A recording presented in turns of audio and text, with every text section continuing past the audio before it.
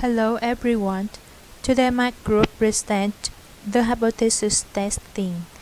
So what is the hypothesis testing and why do we use the hypothesis testing in our research? And also how do we use the hypothesis testing in our research? Besides, we will discover the purpose as well as what steps do we have of the hypothesis testing. The first one, what is the hypothesis testing? We have some definition of hypothesis testing. And the exactly one is the hypothesis testing is an essential procedure in statistics. It evaluates two mutually exclusive statements about a population parameter to determine which is the best supported by the sample data. A random sample of the population will be analyzed by measuring and examining in a statistical analysis test or hypothesis. In any experiment, there are two hypotheses used for explaining the results.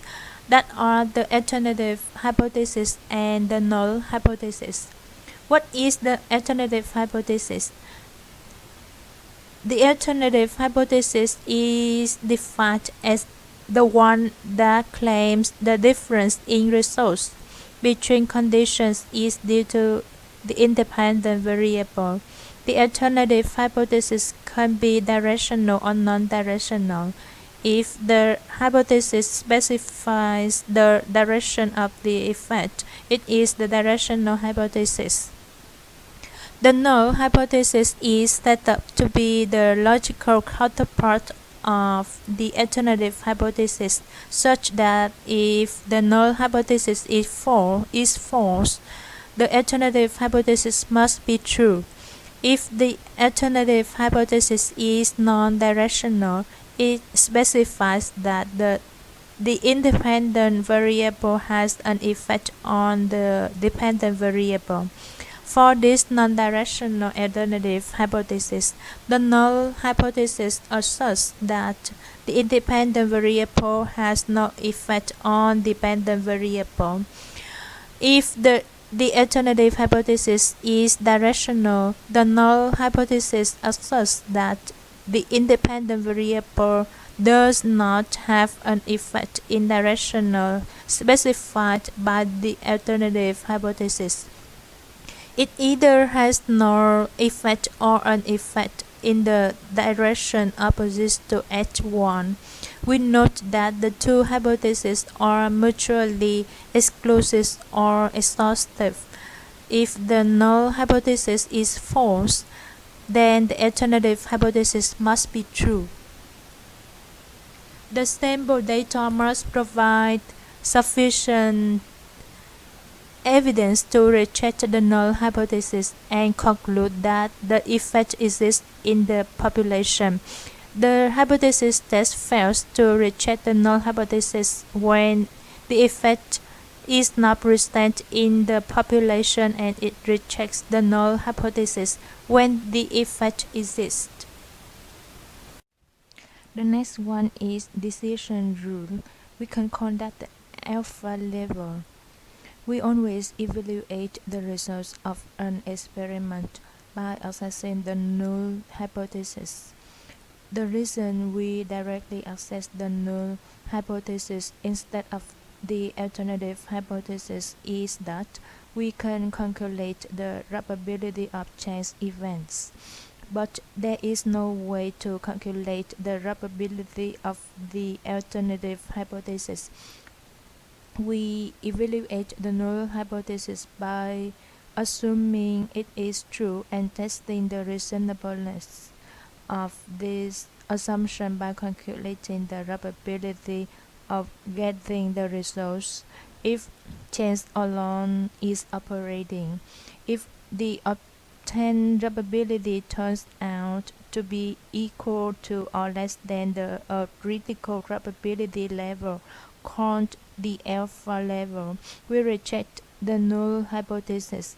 Rejecting the null hypothesis allows us to accept indirectly the alternative hypothesis because if the experiment is done properly, it is the only other possible explanation. When we reject H0, we say the results are significant or reliable. If the obtained probability is greater than alpha level, we conclude by failing to reject H0. Since the experiment does not all rejection of H0, we retain H0 as a reasonable explanation of the data throughout test. We shall use the expressions failure to reject H0 and retain H0 interchangeably. When we retain H0, we say the results are not significant or reliable. Of course, when the results are not significant, we cannot accept the alternative hypothesis. So we will have the decision rule states: if the obtained probability are less than and equal alpha, reject H0. If the obtained probability are more than alpha, fail to reject H0, retain H0. The alpha level is set at the beginning of the experiment. Commonly used alpha level are alpha equal 0.05 and alpha equal 0.01. We have an example for the null hypothesis and alternative hypothesis. The teacher claims that at least 70% of students who do not concentrate on online class. Parents believe this number is too high and randomly samples 30 students to test at a level of significance of 0.02. So how is the H0 and how is the H1? From the example we have that H0 with P more than equal 0.7 and in the opposite H1 with P less than 0.7.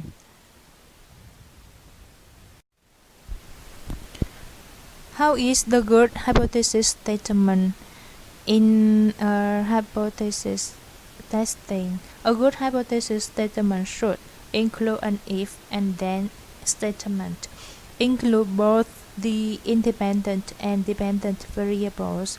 It should be testable by experiment, survey, or other scientifically sound technique. It should be based on information in prior research, and it should have desired criteria for engineering and programming projects. For example, we have a good statement of hypothesis testing like that.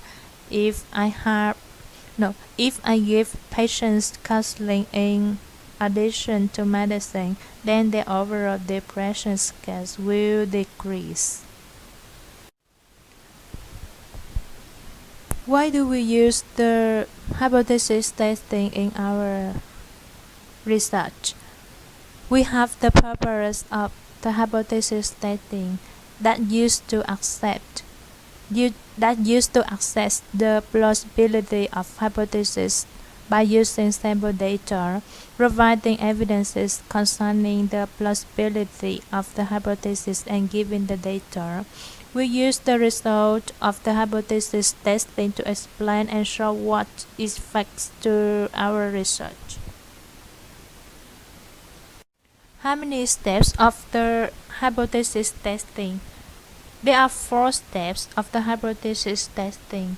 The first one, that is the analyst to state the two hypotheses so that one can be right.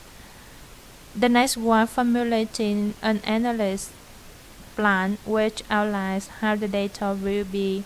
The next one is carrying out the plan and physically analyze the sample data. And the last one is analyzing the results and either reject the null hypothesis or state that the null hypothesis is plausible given data. Now we will move to the errors of the hypothesis testing. This is an important issue concerning to these subjects.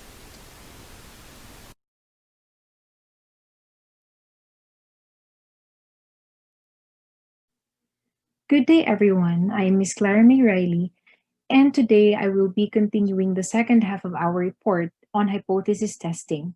Mine is particularly concerned with the topic errors and misconceptions. So let's start. When do we say that an error is type 1 or type 2? Or should I say, what is the difference between a type 1 and a type 2 error? A type 1 error is a decision to reject the null hypothesis when the null hypothesis is true. While on the other hand, a type 2 error is a decision to retain the null hypothesis when the null hypothesis is false. To further illustrate this, if the obtained probability is less than or equal to the alpha level, we reject the null hypothesis. But if the obtained probability is greater than the alpha level, we retain the null hypothesis. When does each error occur? Table 10.3 shows a state of reality wherein there's only two decisions in terms of hypothesis testing. It is to retain or reject the null hypothesis. If we retain the null hypothesis and the null hypothesis is true, therefore we've made a correct decision. If we reject the null hypothesis and the null hypothesis is true, therefore we have made a type 1 error. If we retain the null hypothesis and the null hypothesis is false, therefore we've made a type 2 error. And if we reject the null hypothesis and the null hypothesis is false, we as well make a correct decision.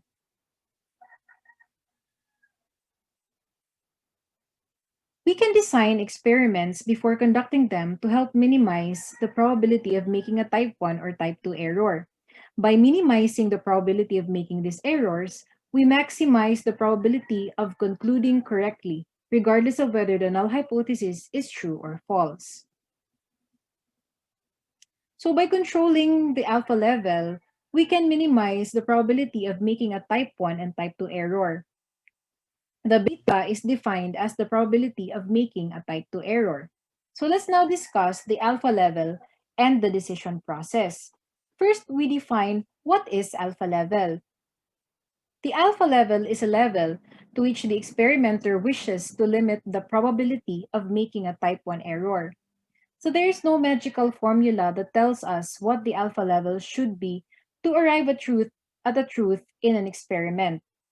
To determine a reasonable alpha level for an experiment, we must consider the consequences of making errors.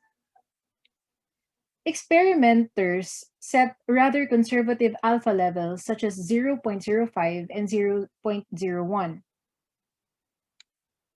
When alpha level is made more stringent, the alpha level or the probability of making a type 2 error rather increases. So let's talk about this or discuss about this further. Why not use a more stringent criteria such as alpha level 0.01? Table 10.4 here shows the effect on beta of making alpha more stringent. So as we can see, the alpha level value of 0.05 is presented and our p-value for that is 0.02, which clearly states that our p-value is lesser than our alpha level, which leads us to the decision to reject our null hypothesis. However, if we change the alpha level to 0.01, we would retain our null hypothesis and we would make a type 2 error. Thus, Making the alpha level more stringent, the lower the probability of a type 1 error, or the more stringent the alpha level, the lower the probability of our type 1 error. However, it increases the probability of committing a type 2 error. So because of the interaction of the alpha and the beta, the alpha level chosen for the experiment depends on the intended use of the experimental results. So if the results are to communicate just a new fact to the scientific community, then the consequences of a type 1 error are so great. But if the experiment is exploratory in nature and the results are to guide the researcher on deciding whether to do a full-fledged experiments, in such cases, alpha levels are as high as 0.10 and 0.20 are being used. If this is the case, then what is the best way to avoid these errors? So we all wonder why. The truth is not dependent on the alpha level in an experiment.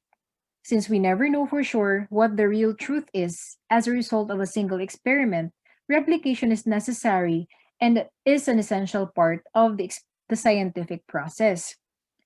So, in this case, setting a stringent alpha level merely diminishes the possibility that we shall conclude for the alternative hypothesis when the null hypothesis is really true. So, replication and independent replication rather decreases the probability of making type 1 errors. Okay, and now let's move on to the misconceptions or common misconceptions about hypothesis testing. First misconception: the probability value is the probability that the null hypothesis is false. So the explanation behind this is actually the probability value is the probability of result as extreme or more extreme given that the null hypothesis is true. It is the probability of the data given the null hypothesis. It is not the probability that the null hypothesis is false.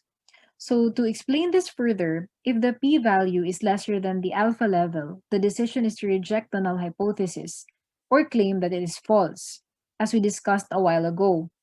But the p-value actually is the value that prompts or tells us that there will be an unexpected or extreme result, assuming that the null hypothesis is true. So for the next misconception is a low probability value indicates a large effect.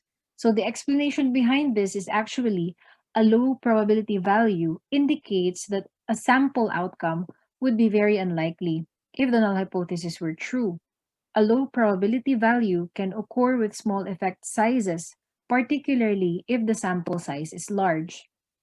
So the low p-value does not necessarily mean that the independent variable has an extreme significant effect.